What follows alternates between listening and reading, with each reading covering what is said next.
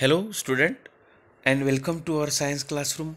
Today we are going to learn lesson number 11, human body and organ system, standard 8.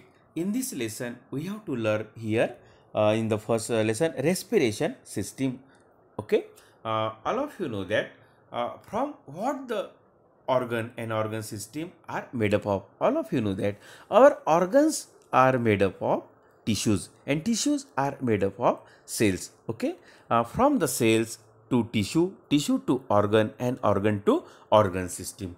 All of you know which organ system are present in human body. In our human body there are many organ system like digestive, respiratory, circulatory, nervous system, excretory, reproductive, skeletal, muscular, etc. are functioning in our body. तर हे आपल्याला माहिती आहे.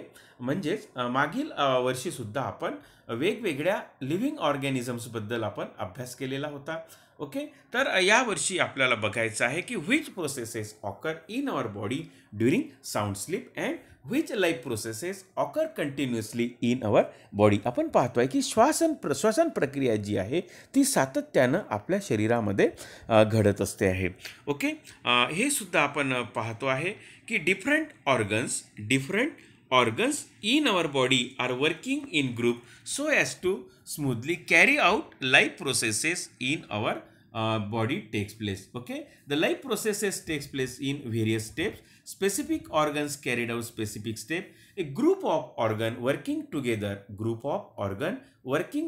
to perform a specific function is called organ system. आपण या ठिकाणी बघू शकतो की ऑर्गन सिस्टीम म्हणजे काय होते.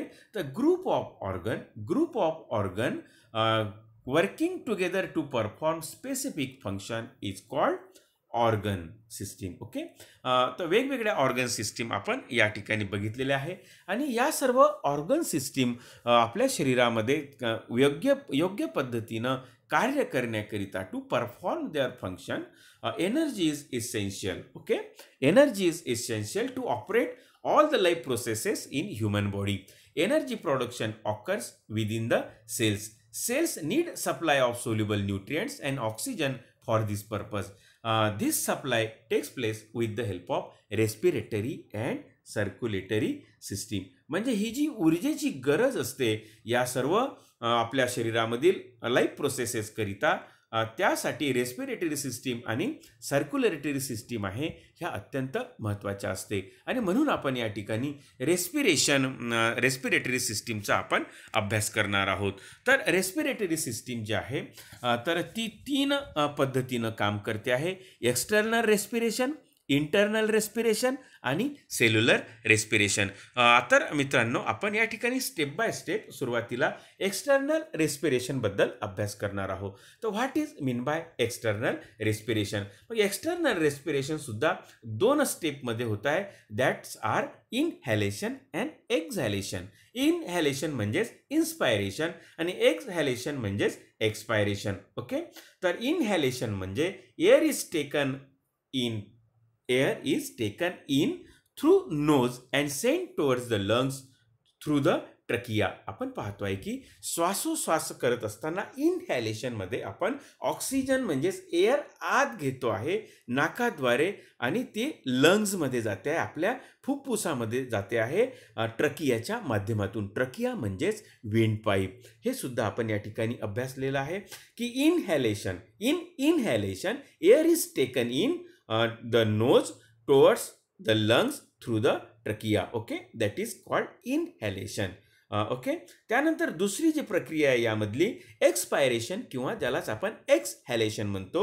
म्हणजेच oxygen from the inspired air goes into the blood and blood carries the carbon dioxide from various parts of the body towards the lungs. This air is given out by exhalation. म्हणजे आपण इनहॅलेशनमधून घेतलेला oxygen तो रक्तात मिसळतो आणि रक्त हे रक्तामधून मिसळल्यानंतर वेगवेगळ्या शरीरातल्या पार्टमधला रक्तातून कार्बन डायऑक्साईड बाहेर येतो लंग्सतून आणि तो शरीराच्या बाहेर टाकल्या जातो त्याला एक्झॅलेशन म्हणतो. म्हणजे एक्सटर्नल रेस्पिरेशनमध्ये बाह्य श्वसनामध्ये दोन प्रक्रिया होतात. एक आहे इनहॅलेशन आणि एक्झॅलेशन. श्वास आत घेणे आणि श्वास बाहेर सोडणे, ज्याला आपण एक्झॅलेशन म्हणतो आहे. हे आपल्याला नक्कीच समजलं असेल. Both of these processes occurring with the help of lungs are collectively called as external respiration. Okay, हे एक्सटर्नल रेस्पिरेशन नंतर आपण इंटरनल रेस्पिरेशन म्हणजे काय आहे त्याचा आपण अभ्यास करूया. इंटरनल रेस्पिरेशन म्हणजे काय आहे ते आपण बघूया. एक्सचेंज ऑफ गॅसेस, यामध्ये काय होतं आहे, एक्सचेंज ऑफ गॅसेस जसं ऑक्सिजन घेणे आणि कार्बन डायऑक्साईड सोडणे. Exchange of gases between the cells and tissue fluid is called internal respiration. Internal respiration is the exchange of gases between cells and tissue, म्हणजे पेशी आणि उतींमध्ये जो एक्सचेंज होतो आहे, अदलाबदली होते आहे, या ठिकाणी exchange of gases between cells and tissue fluid is called as internal respiration. Oxygen moves from the blood into tissue fluid and carries carbon dioxide. Oxygen into the blood and carries carbon dioxide move from the tissue fluid into the blood. This is called internal respiration. आणि तिसरा जो प्रकार आहे, तिसरी जी step आहे यामधली या रेस्पिरेशनची, ती आहे सेल्युलर रेस्पिरेशन. पेशीमध्ये होणारं श्वसन. पेशी श्वसन ज्याला आपण म्हणू डिझॉल्व न्यूट्रिएंट. यामध्ये काय होतं आहे, डिझॉल्व जे न्यूट्रिएंट्स असतात, dissolve nutrients like glucose are slowly burn means oxidise with the help of oxygen and energy is released in the form of ATP. Okay, waste material like carbon dioxide and water vapors are produced during this process. Okay, म्हणजेच आपण बघतो आहे की cellular respiration जो आहे तिसरी step, यामध्ये nutrients जे असतात, ग्लुकोज असतो आहे. ग्लुकोज, ओके, काय फॉर्म्युला आहे ग्लुकोजचा, C6H12O6. C6H12O6 म्हणजे ग्लुकोज. ग्लुकोजचं ऑक्सिडीकरण होते with the help of oxygen. Glucose is oxidise with the help of oxygen. आपण बघू शकतो या ठिकाणी हा ग्लुकोज आहे C6H12O6. यामध्ये 6 मॉलिक्यूल पाहिजे आहे, ऑक्सिजनचे 6O2, आणि यामधून काय तयार होत आहे, waste material 6 carbon dioxide, 6 H2O, आणि एनर्जी मॉलिक्यूल तयार होत आहे 38 ATP मॉलिक्यूल तयार होत आहे. ATP म्हणजे adenosine triphosphate. ATP is energy molecule म्हणतो आपण त्याला. ऊर्जा संयुग आहे ज्यामध्ये ऊर्जा स्टोअर केलेली असते, जे ATP पेशीमधील मायटोकॉन्ड्रियामध्ये आपण तंतुकणिकेमध्ये स्टोअर केलेली असते. म्हणजे एका ग्लुकोज मॉलिक्यूलपासून, from one glucose molecule after oxidisation it form 38 ATP. Okay, ATP adenosine triphosphate. तर अशा पद्धतीनं ऑक्सिडेशन होत असतं आहे सेल्युलर रेस्पिरेशनमध्ये. तर 3 स्टेप आपण या ठिकाणी बघितलेल्या आहे रेस्पिरेशनच्या. एक्सटर्नल रेस्पिरेशन ज्यामध्ये इनहॅलेशन आणि एक्झॅलेशन होते आहे. इंटरनल रेस्पिरेशनमध्ये एक्सचेंज ऑफ गॅसेस होते आहे बिटवीन सेल्स अँड टिश्यूज. आणि तिसरा जो होता स्टेप आहे ती आहे सेल्युलर रेस्पिरेशन. त्या सेल्युलर रेस्पिरेशनमध्ये आपण पाहतो आहे की ग्लुकोजचं ऑक्सिडेशन होते आहे कार्बन डायऑक्साईड H2O आणि 38 ATP मध्ये. ओके, तर रेस्पिरेटरी सिस्टीम काय आहे आपली या ठिकाणी आपण बघू शकतो आहे. व्हॉट आवर रेस्पिरेटरी सिस्टीम, या ठिकाणी बघू शकतो आपण नेझल कॅव्हिटी आहे. It is a nasal cavity. Look at there nasal cavity, pharynx, larynx, bronchioles, trachea, lungs, alveoli, diaphragm. Okay, look at here nasal cavity. ही नेझल कॅव्हिटी आहे, म्हणजे नाकातून आपण अशा पद्धतीनं ऑक्सिजन घेतल्यानंतर, एअर घेतल्यानंतर या ठिकाणी फॅरेनक्स, लॅरेनक्स श्वासनलिका आहे, विंड पाईप आपण बघतो आहे, ट्रकिया, ब्रॉन्किओलिस आहे, लंग्स आपल्याला दिसतो आहे, एल्व्होली आहे, त्यानंतर हा डायफ्राम आहे. Okay, it is our human respiratory system. म्हणजे लंग्समध्ये कशा पद्धतीनं रेस्पिरेशन होते आहे ते आपण या ठिकाणी पाहिलं आहे. Inhalation, exhalation, internal respiration. Okay, तर ह्या प्रोसेस आपण या ह्युमन रेस्पिरेटरी सिस्टीममध्ये बघतो आहे. या ठिकाणी नोज जे आहे, respiratory system and respiration begins with nose. म्हणजे रेस्पिरेशनची जी प्रक्रिया आहे ही नाकापासून सुरुवात होते आहे असं आपण म्हणतो आहे. नेझल कॅव्हिटी आपल्याला दिसते आहे, यापासून सुरू होते आहे respiratory system and respiration begins with nose.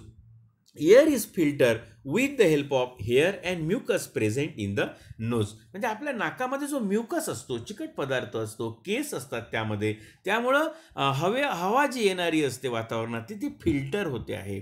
Okay, गाळून येते आहे ती. Air is filter with the help of hair and mucus present in the nose. त्यानंतर फॅरेनेक्स आपल्याला दिसतो आहे या ठिकाणी. Food pipe and wind pipe originate in the pharynx. आपण या ठिकाणी बघतोय की हा फूड पाईप आहे, अन्न नलिका आणि श्वास नलिका आहे, या फॅरेनेक्समध्ये आपण बघतो आहे. Wind pipe and food pipe originate in the pharynx. Wind pipe is present in front of the food pipe. या ठिकाणी आपण पाहतो आहे की हा विंड पाईप आहे आणि हा फूड पाईप आहे. या ठिकाणी आपल्याला दिसतो आहे in front of the food pipe. There is a lead at the beginning of the wind point. या ठिकाणी विंड पॉईंटवर एक लीड दिसते आहे. या ठिकाणी आपण पाहतो आहे झाकण्यासारखा भाग दिसतो आहे. This lid closes the wind pipe during passing of food into food pipe and thereby normally prevent the entry of food particle into wind pipe. हे जे लीड असते आहे या विंड पाईपला, त्यामुळं अन्न नलिकेतलं अन्न या विंड पाईपमध्ये जात नाही आहे. ओके, या ठिकाणी आपण पाहतो आहे की preventing entry of the food pipe into the wind pipe. Okay, normally prevent the entry of food particle into wind pipe. Otherwise wind pipe remains open आणि इतर वेळेस मात्र जेवणाच्या अतिरिक्त विंड पाईप जो असतो तो ओपन असतो आहे. Hence air passes through pharynx into wind pipe. तर अशा पद्धतीनं जो विंड पाईप असते आपल्याला या ठिकाणी बघतो आहे तो यामधून एअर या ठिकाणी येते आहे. तर अशा पद्धतीनं आपण फॅरेनेक्सचं पाहिलं आहे. विंड पाईपबद्दल आपण बघूया. Wind pipe is swollen at the beginning due to sound box. या ठिकाणी साऊंड बॉक्स आहे. ह्या साऊंड बॉक्समुळं आपल्याला फुगलेला दिसतो आहे wind pipe. Okay, wind pipe is swollen at the beginning due to sound box. Wind pipe bifurcates into thorax. One branch enters the right lungs and other into. या पद्धतीने या ठिकाणी एक लेफ्टला जाते आहे आणि एक राईटला जाते आहे. ओके, तर लंग्स आपण बघतो आहे या ठिकाणी कशा पद्धतीनं. Lung is present in on either side of the heart in thorax. Maximum area of thorax cavity is occupied. म्हणजे छातीमधली मॅक्झिमम एरिया जो असतो तो आपल्या या लंग्सनी म्हणजे फुफ्फुसानं व्यापलेला असतो. And they cover the maximum part of the heart असतो, म्हणजे हृदयाला बिलकुल लगत असतो. Each lungs has double layer covering. आपण या ठिकाणी बघतो आहे की हे जो लंग्स आहे हा प्रत्येक लंग जे असते डबल लेअर असतो आहे. Okay, lung is present. Okay, maximum area of the thorax cavity is occupied by the lungs and they cover the maximum part of the heart. Each lungs has double layer covering. It is called as pleura. हा जे double layer कव्हरिंग्ज आहे याला प्ल्युरा असं म्हटले जाते आहे. Okay, हे सुद्धा आपण या ठिकाणी बघतो आहे. Lungs are elastic like a sponge. हे जे लंग्स दिसते आपल्याला हे इलॅस्टिक असते. जसं स्पंज आपण लांबतो आहे पुन्हा पूर्वस्थितीत येते आहे त्या पद्धतीनं हे इलॅस्टिक असतं आहे, लवचिक असतं आहे. त्यामुळे हवा असल्यावर आपण फुगवू शकतो आहे त्याला आणि आकुंचन पण होऊ शकते आहे. Lungs are elastic like a sponge. Lungs are made up of many small compartment called as alveoli. या ठिकाणी अनेक असे कंपार्टमेंट दिसते आहे, भाग दिसते आहे ज्याला आपण ॲल्व्होली म्हणतो आहे. या ठिकाणी तुम्ही ॲल्व्होली बघू शकता. अलग वेगवेगळे कंपार्टमेंट्स आपल्याला या ठिकाणी दिसते आहे ॲल्व्होली. ओके, ह्या रेस्पिरेटरी सिस्टीममध्ये आपण ॲल्व्होली हे पाहतो आहे, ॲल्व्होली पाहत आहे. तर या ॲल्व्होलीमध्ये काय होते आहे की अनेक कंपार्टमेंट असतात called as alveoli. Rich network of capillaries is present around each. या ठिकाणी याचं नेटवर्क आहे कॅपिलरीजचं, यामुळे याला ब्लड सप्लाय जो असतो रक्ताचा जो पुरवठा असतो तो मोठ्या प्रमाणात असतो. Rich network of capillaries is present around each alveolus. Okay, wall of alveoli and capillaries are extremely thin. आपण या ठिकाणी बघू शकतो आहे की याच्या ज्या वॉल्स असतात ॲल्व्होलीच्या थिक असतात. या ठिकाणी बघा याच्या ज्या भिंती असतात कशा पद्धतीनं आपण पाहतो आहे. In and out of passage RBCs आपल्याला दिसते या ठिकाणी. RBCs transport into the capillaries. Human respiratory सिस्टीममधला आपण एल्व्होली पाहतो आहे. Walls of alveoli and capillaries are extremely thin असतो आहे, पातळ असतात आहे, खूप पातळ असतात. एल्व्होली थिन, अत्यंत पातळ असतात. आणि यामुळे काय होतं आहे की gases exchange can easily takes place across the thin walls as large number of alveoli is present in lungs. Larger surface is available for gaseous exchange. आणि त्यामुळं हा जो गॅसेस एक्सचेंज आहे, exchange of oxygen and carbon dioxide, हा शक्य होतो आहे या ठिकाणी. ओके, तर अशा पद्धतीनं आपण या ठिकाणी ह्युमन रेस्पिरेटरी सिस्टीममध्ये आपण या ठिकाणी एल्व्होलीची रचना पाहिलेली आहे. ओके, आणि या ठिकाणी रेस्पिरेटरी सिस्टीममध्ये लंग्स कशा पद्धतीनं वर्क करतो आहे, काम करतो आहे, ते सुद्धा आपण या ठिकाणी अभ्यास केलेला आहे. त्यानंतर आपण मित्रांनो बघूया exchange of gases in lungs. gaseous exchange occurs continuously while blood is circulating around the alveoli. And iron containing protein hemoglobin, okay, is present in the RBCs. आपल्याला माहिती आहे रेड ब्लड सेल्समध्ये हिमोग्लोबिन असतं आहे, ज्यामध्ये आयर्न असतं आहे, ज्यामुळे रक्ताला तांबडा रंग प्राप्त होतो आहे. हिमोग्लोबिन ॲब्सॉर्ब ऑक्सिजन, आणि हिमोग्लोबिन काय करतं आहे, absorb oxygen from the air within alveoli. Simultaneously, carbon dioxide and water vapors moves from the blood into alveoli. Thus, oxygen is taken into the blood and carbon dioxide and water vapor removed from the blood gives by exhalation. अशा पद्धतीनं एक्झॅलेशन प्रक्रिया होते आणि इनहॅलेशन प्रक्रिया होते. यालाच आपण exchange of gases in lungs म्हणतो आहे. त्यानंतर डायफ्राम आपण बघतो आहे या ठिकाणी. It is a muscular partition. Diaphragm आपण या ठिकाणी बघू शकतो आहे का, हा डायफ्राम आहे या लंग्सच्या खाली आपण बघतो आहे, हा डायफ्राम आहे. Okay, it is a diaphragm. हा डायफ्राम काय असतो आहे, it is a muscular partition. It is a partition आहे, मस्क्युलर असतो आहे, हा मासल पार्ट असतो आहे. It is a muscular partition is present at the base of thoracic cage. हा जो पिंजरा असतो आपला छातीचा, याच्या खालच्या पार्टला आपण पाहतो आहे डायफ्राम असतो आहे, मस्क्युलर पार्ट असतो आहे हा. This partition is called as diaphragm. It is present between the thoracic cavity and abdominal cavity. Simultaneously, rising up the rib and lowering diaphragm causes the decrease in pressure on lungs. Due to this, air moves into the lungs through nose and ribs return to the original position and diaphragm rises up. Okay. हे आपण या ठिकाणी पाहतो. Pressure on the lungs increases. Due to this, air moves out from it through the nose. Continuous upward and downward movement of diaphragm is necessary to bring about breathing. म्हणजे breathing करत असताना हा कशा पद्धतीनं खालीवर होतो आहे ते सुद्धा आपण प्रोसेस बघतो आहे. ओके, तर अशा पद्धतीनं आपली जे रेस्पिरेटरी सिस्टीम आहे याला वेगवेगळे जे पार्ट असतात त्या पार्टचा आपण या ठिकाणी अभ्यास करतो आहे. या ठिकाणी बघा ब्रीदिंग होत असताना कसा होत आहे, ऑब्झर्व द ब्रीदिंग मूव्हमेंट आहे. ब्रीदिंग मूव्हमेंट असताना काय होत आहे बघा, ही ऑक्सिजन घ्यायच्या आतमध्ये आपण श्वास घ्यायच्या आधी आणि श्वास सोडल्यानंतर कशा पद्धतीनं त्याची रचना आपल्याला दिसते आहे. Observe the movement in the region below the thoracic cage occurring during the breathing. Okay, आणि अशा पद्धतीनं आपण या ठिकाणी आपली ह्युमन रेस्पिरेटरी सिस्टीम आपण अभ्यास केलेला आहे. यामध्ये असणारे डायफ्रॉम आपण पाहिलेला आहे, लंग्स आहे, विंड पाईप आहे, त्यानंतर रेस्पिरेटरी सिस्टीम, नोज, फॅरेनक्स कशा पद्धतीनं बनलेली आहे ते पाहिलेलं आहे आपण.